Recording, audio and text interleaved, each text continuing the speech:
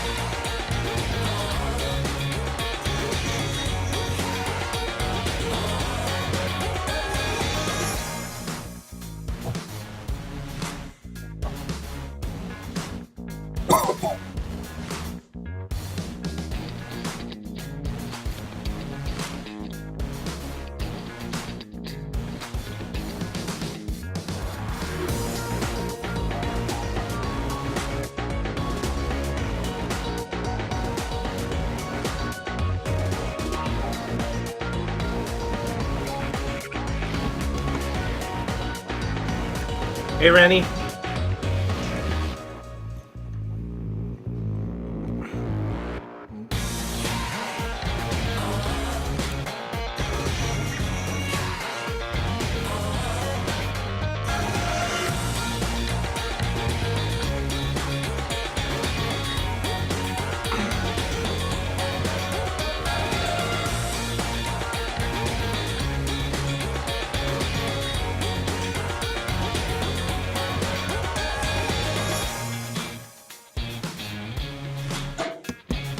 All right. Good morning, Chris. You there? Yeah, I got you. Everything good on your end? No?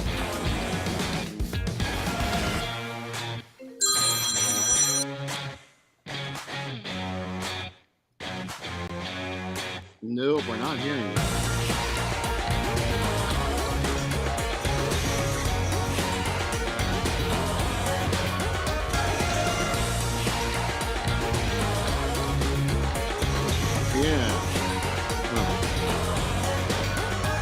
I'll just switch it over to just my Mac. Just hoping these guys could hear me, but that's okay. Okay, let's go to default. All right. Chris, you there? I'm here. You got me? Yep. Still no. Oop.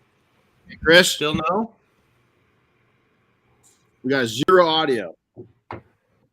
Well, that's not going to help.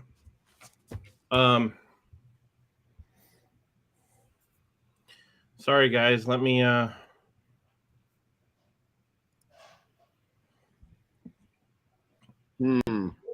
I've got all my guys, settings we'll work on right. this. Hey, what's up? Yep.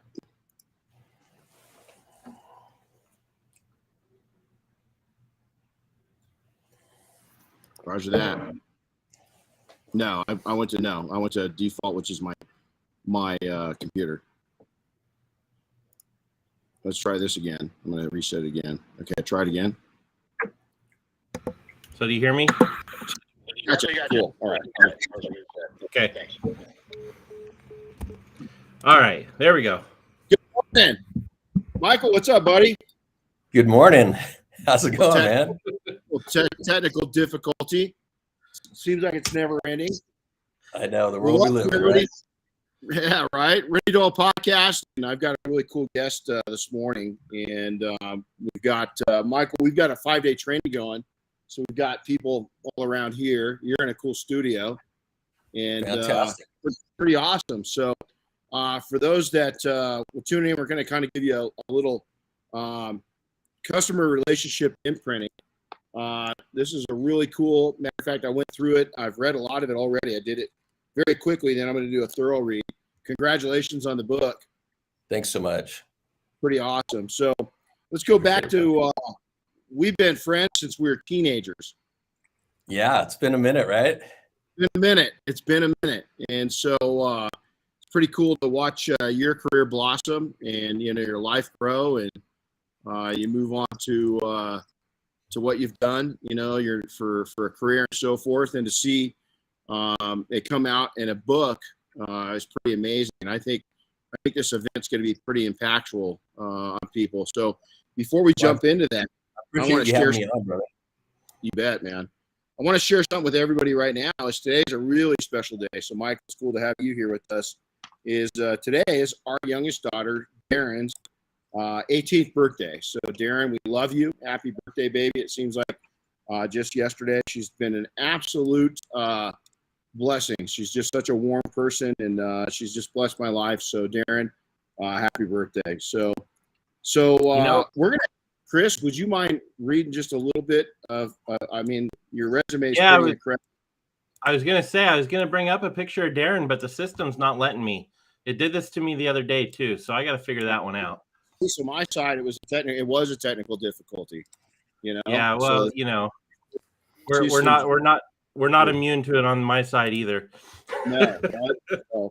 So let's go over a little bit about it, and we'll have Michael jump in and tell us a little bit about himself. Then we're going to jump right into some pretty cool questions that we've got in relationship to this book, because it's pretty hardcore. I can't wait to dive into it. So Michael sent me over a cool bio of himself, and so this is Michael Barnett, and he is a connector of people and ideas, which I'm excited to learn more about. He's a speaker, a trainer, and a marketing professional, and he's helped businesses over the years develop their brand and advertising initiatives. So, but one of the things that he focuses on is customer service. And, customer service is really important to all of us in our detailing world and our kind of blue collar world. So anyway, he's an expert in the customer service field, and we're looking forward to hearing his unique perspective in that world. So, we go back, Michael. We started out as teenagers together. So what's life been since then? Tell us about yourself. Wow. Quick 30, 40 year recap, right? Right. So yeah, out of high school, just trying to find my place in the world. For years, I was involved with brand development, had a brand development company. I married when I was about 25. I've been married to the same wonderful woman for 30 years. We just celebrated 30 years last year. And we have 2 adult daughters, Cheyenne and Roxy. And so, yeah, kind of like you kind of watch them grow and ask kind of where did the time go, right? Absolutely. And so for me, professionally, I was noticing in the brand world and in the advertising world, a lot of brand promises were being broken or being dropped at the customer service space. And so started kind of delving into that and realized there's this whole misconception and several challenges that come with the customer service piece. And so really took my focus into the customer service space. And so that's where I've been and what I've been working on. And, as you wrote a book. I've told people it's probably the closest thing I'll ever know to giving birth. It's quite an undertaking. And so, so happy to have the book coming out in April. Sound Wisdom is the publisher, and they're just great folks. I really appreciate them coming alongside. And they've done people like Napoleon Hill, Zig Ziglar, Jeffrey Gittimore. And so I was really humbled to be invited to work with them on this book. So that's some amazing names. A quick recap. Jeffrey's one of my favorite authors. So to be in that level, that's pretty cool. Really proud of you.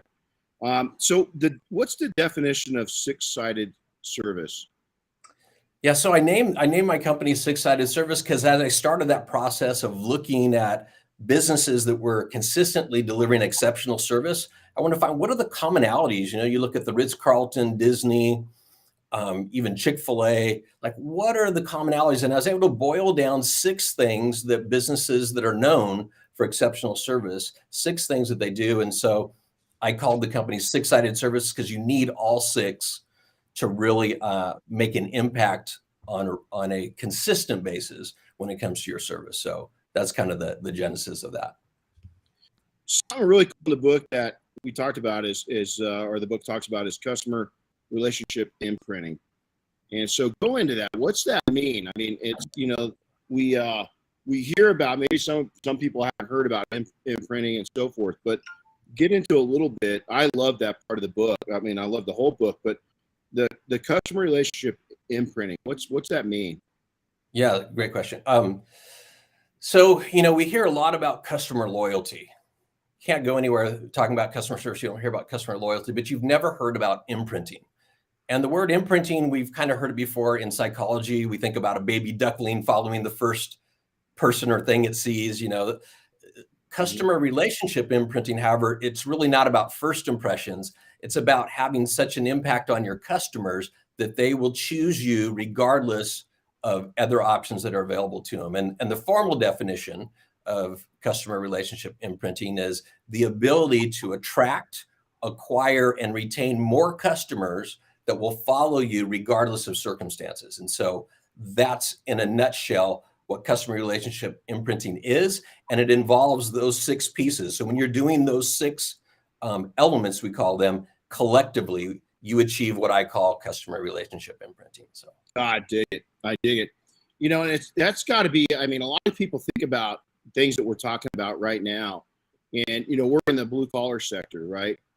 And I want to get out right now and see and get your input on this. This isn't on our notes, but a lot of people think when we're talking to, professionals like yourself, oh man, all this sounds expensive, but really you can start this. A lot of times it's by being polite, it's the simple things.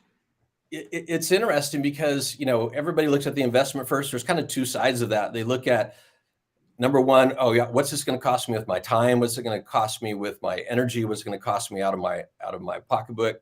And then there's the other side of it. People say, well, we don't really need it. We do pretty good.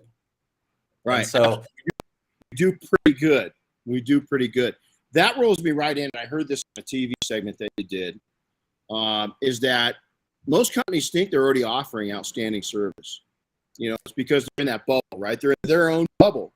Of course they offer outstanding service. But you did a lot of research on this. What did you find out? It's fascinating. One of the challenges I have when I just talk to people about customer service, they get that glazed look over like, oh yeah, we're already doing that. And in fact, when you kind of get under the surface, a lot of people are providing what's called, I would say, acceptable service.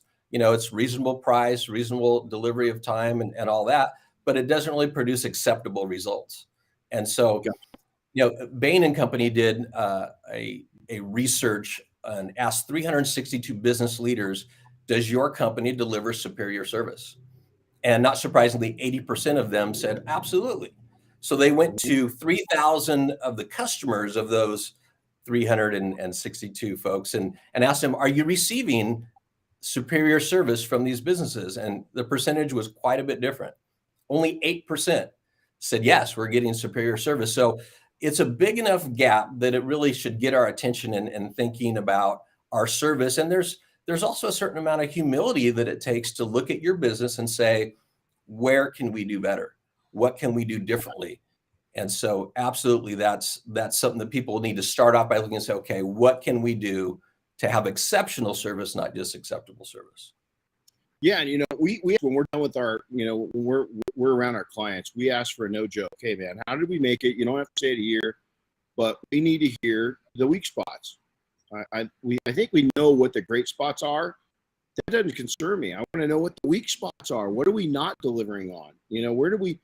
And it's you cringe, right? Your teeth, your jaw locks up because you put so much into your business. But for instance, we had a gentleman make some powerful suggestions a little over a year ago, and really it changed the course of our training by probably 20%. 20% of what we offer was changed up. Doesn't mean it was bad. It was really good, but he saw a way that we could be better, and we did it. And I want to tell you, it wasn't an easy pill to swallow. Right. Well, good for you that you kind of are hearing the people that you're serving, right? At the end of the day, they're really the ones that can give you an opinion that matters because they've had the experience.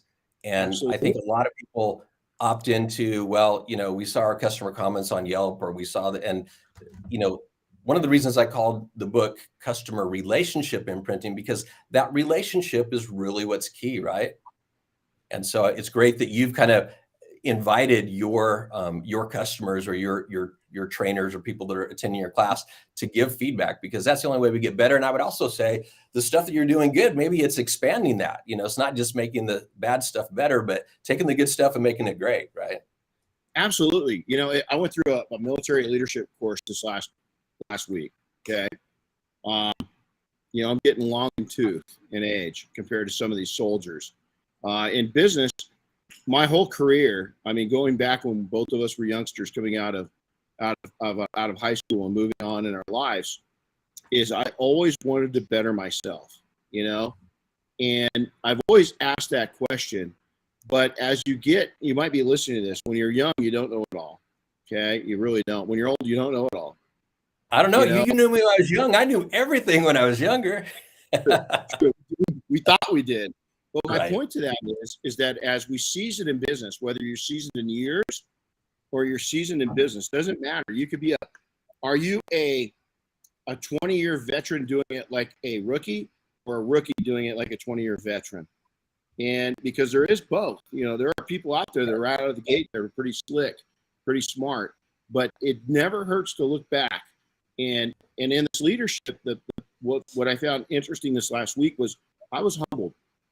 This year I've got this massive years of knowledge, and I learned so much. So don't ever discount. That's what I got out of your book yesterday, was that I've always got more to learn. And just picking up your book and going through it instantly, my sponge is being filled, my empty sponge. Yeah, I squeezed everything out. When I opened your book, I started sucking everything out of it that I could to make our business better. So moving on, you've got something. I love this. Relationship Velcro. I just absolutely love that term. So let's dive into that a little bit. It's not, I love the book in your video.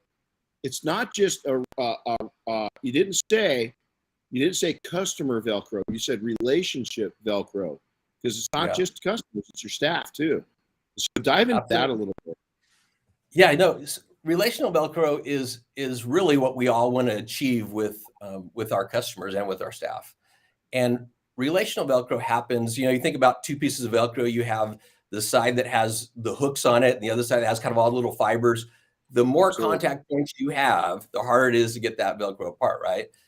It's my hope that people would think of their relationship as they're those hooks and their customers are those fibers, and trying to really achieve more meaningful contact with their customers. Not just more contact, not just selling more, not just transactional relationship stuff, but really having contact that's more meaningful with those customers. For example, I had an issue at my home where every day of the week that I'd come home, when the trash was being taken, the trash cans would be left in the middle of my driveway. And I thought, have I made the trash guy mad? Like, what's going on? And so I set up a camera, and sure enough, it's the same guy. And I'm like, what's going on? So I called in and said, what is going on with my trash cans? Every time I come home, it's in the middle of the driveway. Well, I get a knock at the door, and it's the supervisor for the city. And he said, "Hey, I got your message. I want to let you know that our driver does that because if he pulls up next to your curb, he's going to damage your tree. And so he actually does that not to damage your tree." And I thought, that's exactly what I'm talking about. He could have had dispatch handle that. He could have had a note sent to my door. The guy came knocking on my door and delivered some of that relational Velcro, right? And so all of a sudden, my demeanor, my attitude, everything changed because this guy took that extra step. And it's that kind of experience that we're seeking with our customers. He doesn't get paid any more or less if I am mad about, trash service, but he knew the secret that it's really about relational Velcro and having more meaningful relationships and meaningful interactions rather.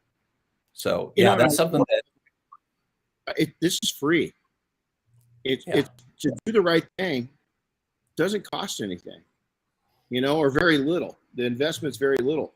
The biggest investment is making the decision to do it and to knowing about it. Some people don't know about it. They haven't been brought up. Maybe they launched a company and, they worked for somebody else and they answered the bell that their bosses rang, so they've never had to lead in like this. So that's huge.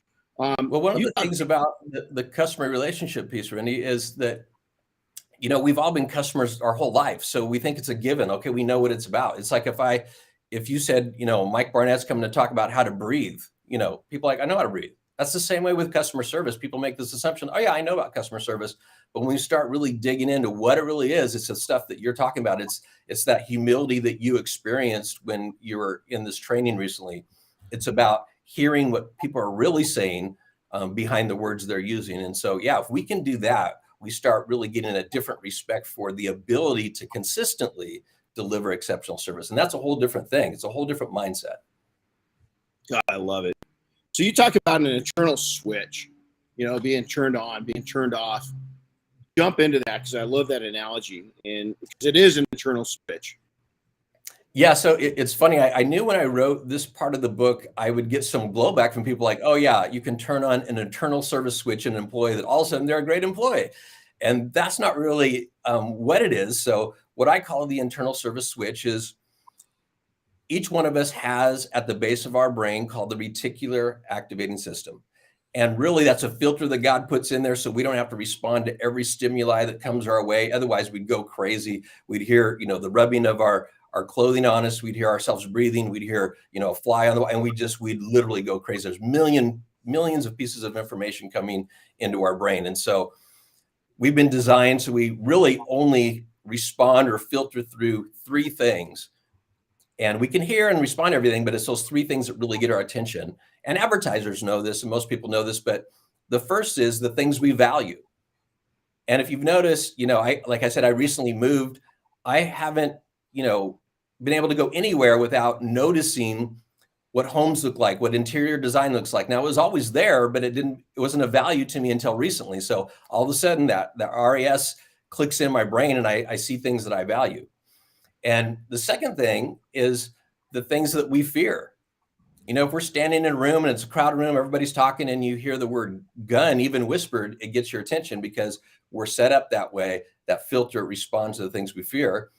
And then the third thing is kind of the novelty thing. And back in the day, you remember the National Enquirer, right? They would have headlines like "3-legged man wins race," and that stuff gets our attention because it's novelty. So what I suggest is, as you're looking at employees, okay, fear is not something you want to use with employees. That's not going to get you a long-term service situation that you're going to be pleased with. You can't use novelty. So we want to work from a place of values. We want to look and find ways to connect with the values of the people that are working for us. And some of the ways you can do that is as simple as asking your staff, if we were to sponsor something, if we were to give, our time or money towards a 501c3 or do something, for another organization, who would you want to do something for? And all of a sudden you realize people have a vested interest. And they start saying, oh, I'd love to, I do work on the side for, the homeless, or I work with vets or whatever it is. And you have to give people a mission bigger than their paycheck in terms of employees. And then you look and you see you have the world watching what you're doing. Now, years ago, Steve Jobs, We know he did some amazing things, of course, with technology. But one of the things that it's a little known story is he was able to get the president of Pepsi to leave Pepsi to join him in Mac in the early years. And he didn't do it by offering him more money. He sat with him and he simply said, are you going to make sugar water the rest of your life, or do you want to change the world? He gave him a mission bigger and something worth striving for. And so that's my encouragement as people are listening to this, that they would not just be thinking, okay, how can we make more money? What can we do to kind of, get more customers? What can you do to serve the people around you? And what kind of mission are you doing beyond just, your business? And so those are things that I think are key as you step into this idea of exceptional service. I'm taking notes as we're talking, which is pretty cool, right? And it's because, again, I tell people, hey, I've done pretty well, both of us. Have you ever, in a split second, stopped learning? Is there a day of your life that you don't learn something? Yeah, if I do stop learning, I realize that I've just made the mistake, right? Of I think I know something that I don't, and I get humbled pretty quick. So, right. And so my point to that is that even in that training last week, is a lot of it was leadership, right? At a military, at a high level in the military, right? In the National Guard. And what our units do is civil support and so forth. What I love is I just found out, and the reason I said this is a lot of times it's not what you do that eyes can get on. It's what you do when eyes can't get on you. And I've got a good friend here locally in Big Bear, and I was talking to her yesterday, and I had no idea what her mission was behind the scenes. And she never told me about it. I organically found out about it. And what it did is it took the Velcro, your term. I put a 10-inch wide piece of Velcro between me and her. It just stuck me to this individual, which I do business with even more. Your staff are going to naturally see things good things you're doing. Your staff are going to treat your customers the way you treat them many times. And so I love what you're laying down, because it's just, especially in the service side of business, if you own a service business, this is just absolute magic. So another thing I picked up, go ahead, sorry. Yeah, go ahead. So another thing I picked out of your book was everything's fine. Just everything's fine. Right. I read that and I had to stop. I'll be honest. I stopped. I was reading through the book and I see a piece and I go, ooh, that one. I had to stop and read the whole section. Because it was like, boy, I've caught myself. And here don't be ashamed. And I had to remember this when I got that tidbit of a granule piece of. You know what happens when you're at the beach and you get a piece of sand in your mouth? Right. If you wear contacts and you get something on there. When that person, Anthony, I'll say his name right now. When Anthony gave me, it's not even constructive criticism. It was constructive input. I had a piece of sand in my mouth. It didn't feel comfortable. I had something behind my contact. It was discomfort. What happens when you have discomfort? You figure out a way to get comfortable again, right? But instead of taking and throwing the contact out, or something like that, you clean it. You clean it up. You make it useful. You make it better. And this section right here is, I think, that's where I was when Anthony hit me up on some really good input on our business. So dive into that a little bit, would you? Yeah, it's funny. So I turned to the pages book because I wanted to make sure everybody got it, right? I wanted to make sure it's the biggest type in the entire book, right? Because that is the challenge, is we look and say it looks good, but when we look at statistics, it starts getting scary as we start examining really what's going on in the world of service. And one of those is, they say that 91% of people will leave your business, not do business with you anymore, and not say a word. Right. For whatever reason, maybe they don't want to get into the issue with you. Maybe they have an issue with talking about a problem. They just want to go, but they'll go somewhere else. Yeah, you have 70% of people that their journey in customer service is dictated about how they feel the service you're giving them. Think about that. It's not even the service you're giving them, it's how they feel about it. And so the stakes start getting really high. You have, 90% of people will find themselves leaving or excuse me, 89% will find themselves leaving a business because they've had one bad experience. Now, are these fair things? No, but these are the realities that we live in.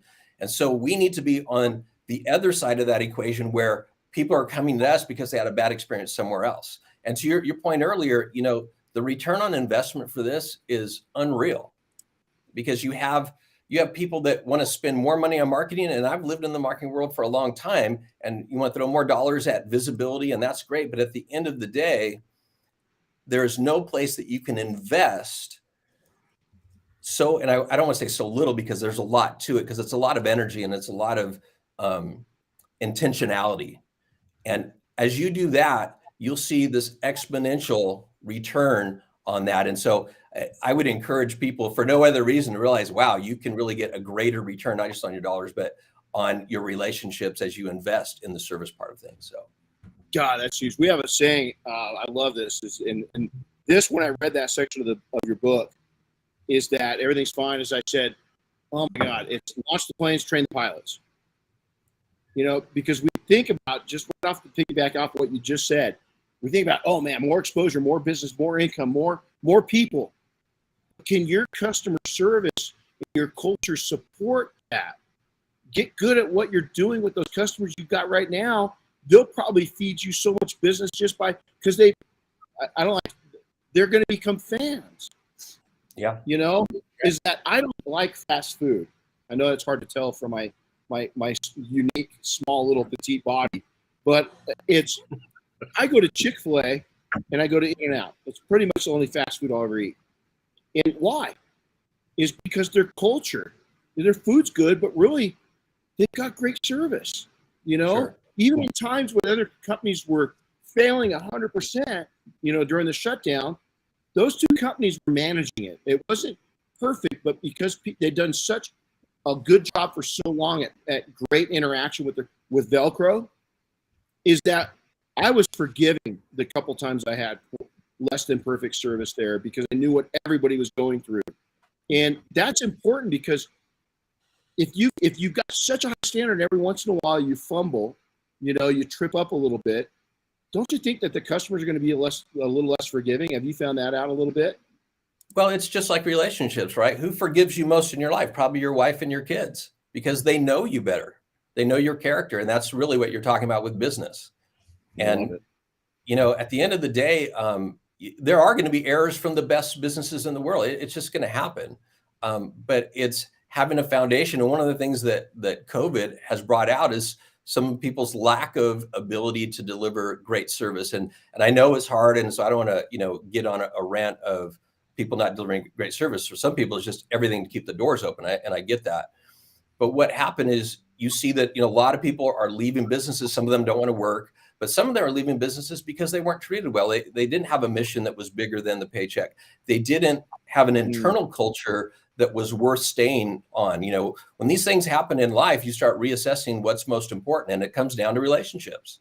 And so a lot of what's happened that I think we're seeing people saying, that job paid the bills, but they didn't treat me right, or I didn't, we were making widgets and I want to have a life bigger than that. And so I think those are things that should sound the alarm when we think about exceptional service. If you have employees, if you have people that are working for you, what are you giving them beyond, a paycheck that is worth their time, their energy? And those are the things that kind of start propelling us in a different direction, because it's service-based, right? It's not money-based. It's not, let's make some more dollars. It's more about, how can I serve those around me? Like for you, Renny, a lot of your customers are also the people that work for you, right? And we all have customers. It's not just the people that, do business with us. Some of it's our vendors, the people that we interact with. And how we interact with them says a lot about our character. And to your point, if we can develop those relationships, all of a sudden we start achieving more of this relational Velcro, and it starts becoming a different thing. And all of us have places that we spend more money at because somebody takes care of us. My business tries to help your business be that business. So at the end of the day, people are coming to you. They're not worried. They're not hung up on price. They can get it cheaper down the street. It's that Renny always takes care of us. I trust Renny with what I'm doing. It's that piece that you really sometimes can't feel like you can get your hands on, but this is part of this customer service piece. You just said one big word: trust. And I think that, in most service businesses, whether it's a restaurant, whether it's it's an automotive related, if you've gone in and bought a new vehicle, you can see some of the brands, some of the big brands are really suffering. They went back to the 70s and 80s, in high pressure, low service. It's a shame to see us go backwards. But then yet, those shining stars, the small percentage, this truck right there, it came out of a wonderful relationship.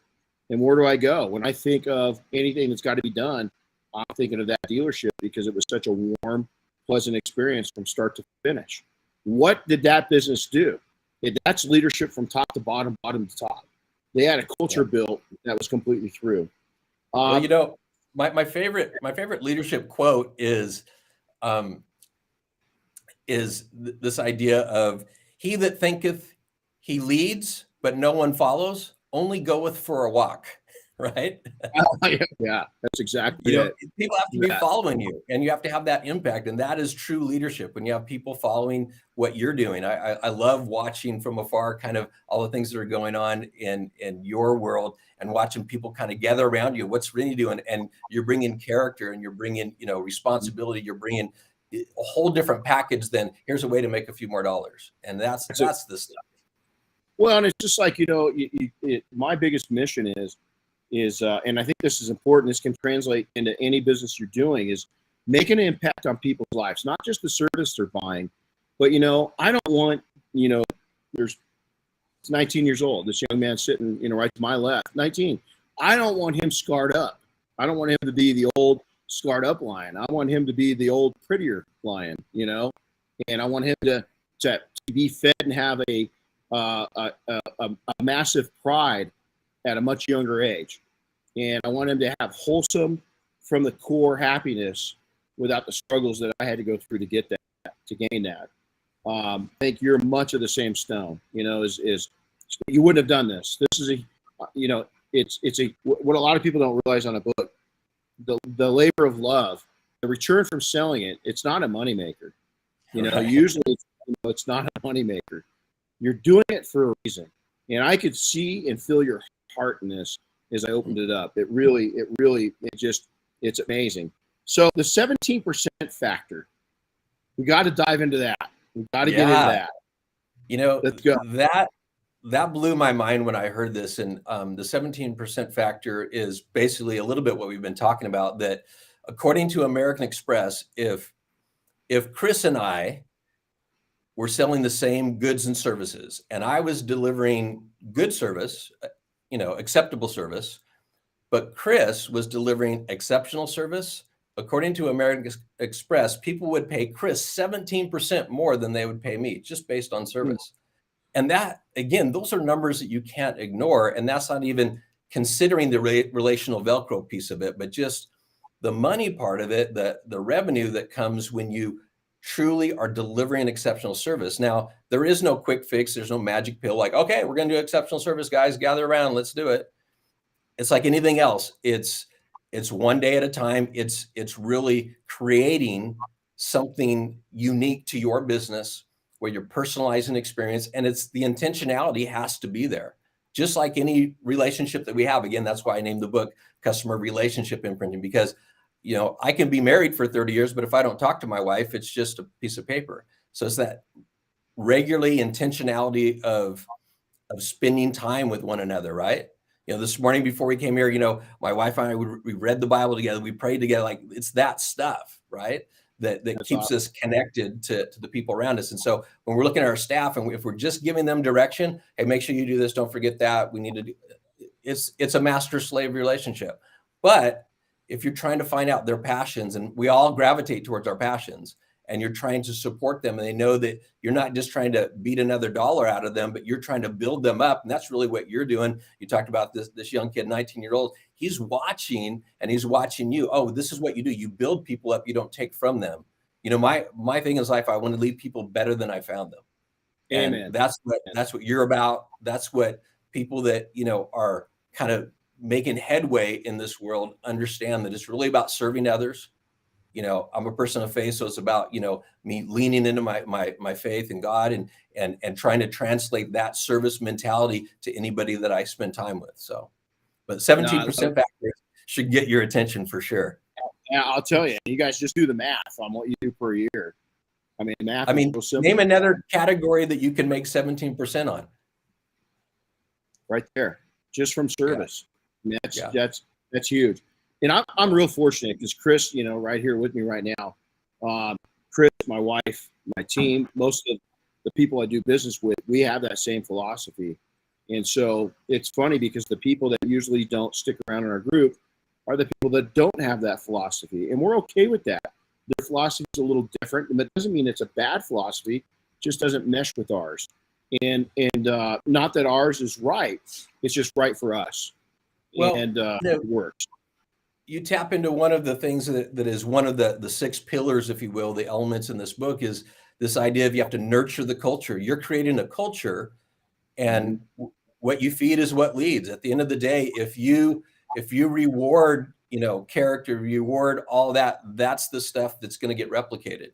And if it's all about, like you said, the guys that don't stick around, they're not part of your culture, and that's okay. So it's choosing. You know, and sometimes, you know, entrepreneurs watch these sorts of things. Well, I don't have a big staff. Well, you're even in a better spot because you can really start your culture from the ground up.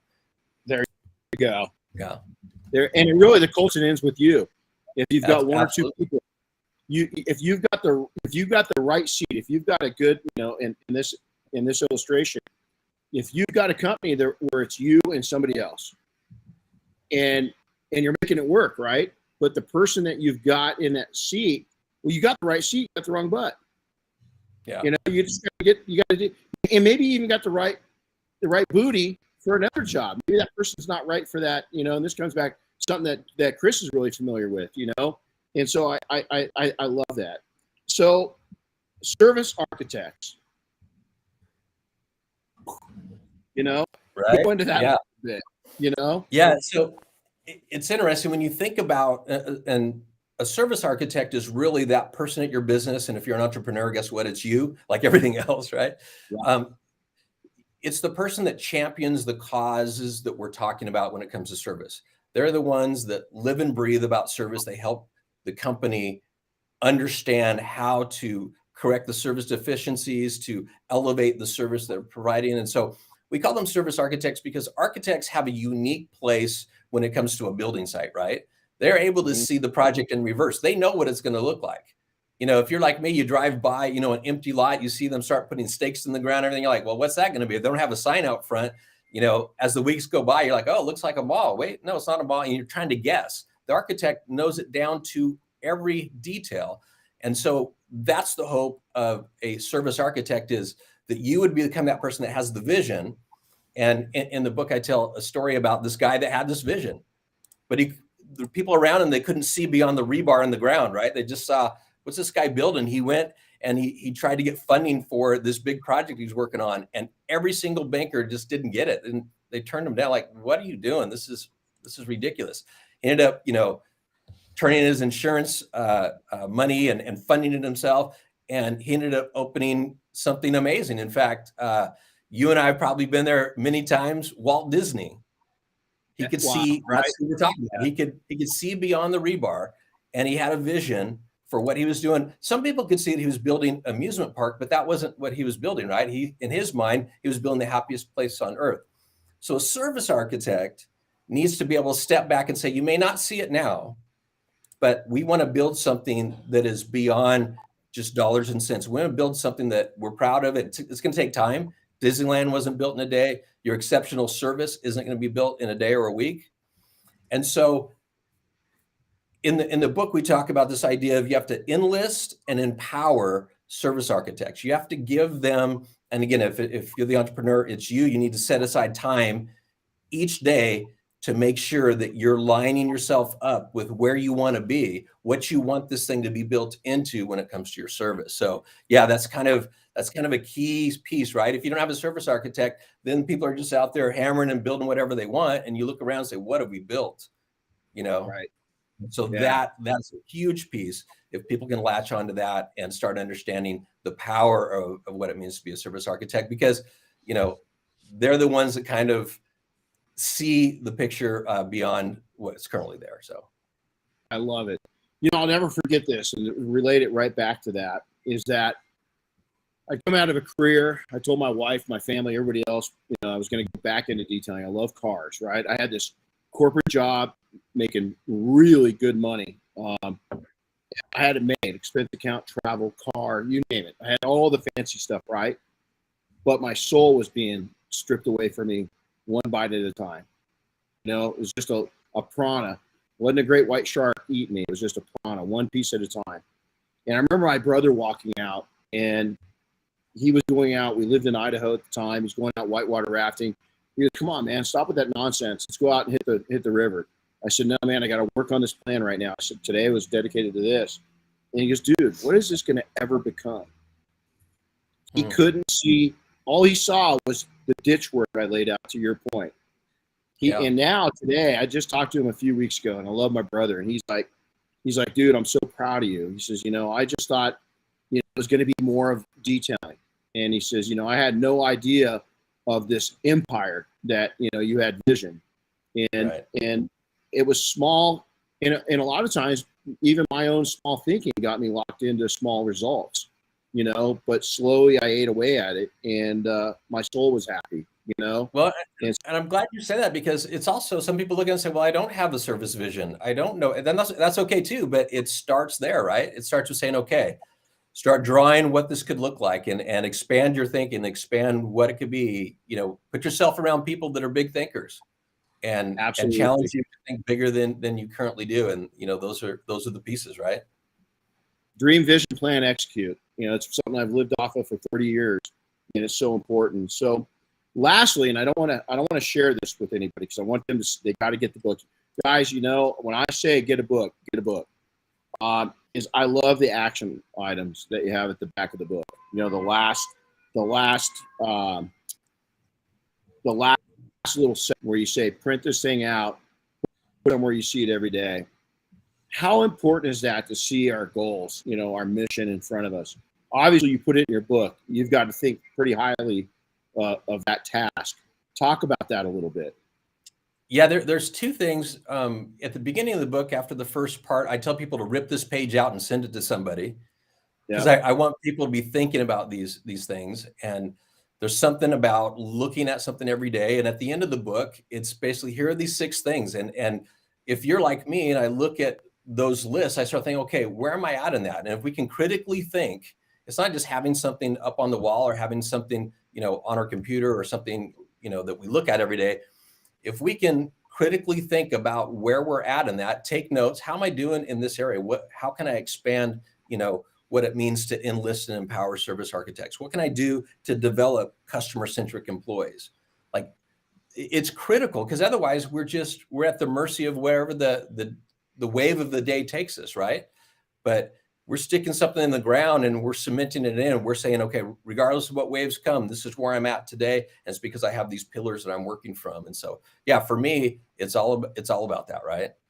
I absolutely love that. It's so important. I've shared this before. It's every quarter at the beginning. So on January 1st, I wrote a letter to myself, and it's just a small letter, and it's really based into three characters. It's based into faith, it's based into business, and it's based into my personal goals. And what I want to do is short. It's 1 page, but I want to open it up on April 1st. I can't exactly remember everything I put in there, but I challenge myself to succeed at these things.